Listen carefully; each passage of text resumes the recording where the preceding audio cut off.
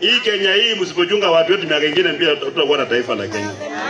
Wajumbe wote wa Kenya wote wanaogopa rais kweli kweli. Hakuna mwenye anaweza kuambia rais Ruto kitu.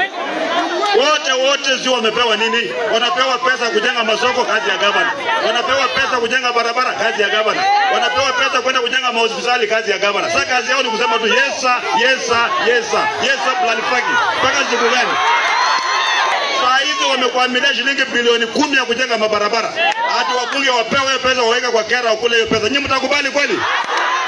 Na sisi kama gavana tumesema kama hiyo pesa ya kujenga barabara hatupewi, hata budget wakae nayo tufunge makaunti zikae.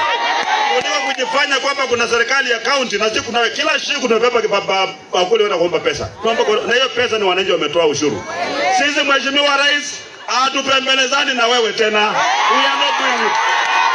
Fanya kazi vile katiba inasema.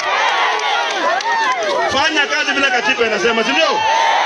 Tuko na commission ya revenue allocation ambao wanaangalia kikapu ya serikali, wanasema hii pesa kiasi inaenda kwa national government, hii inaenda kwa county government. Hiyo proposal kienda kwa National Assembly, wabunge wanakatakata pesa ya county yote, wanapunguza na kapaki karibu na zero. Hatukubali. Kama watu hawataki counties, watuambia hawataki counties, we close down, we forget about this thing.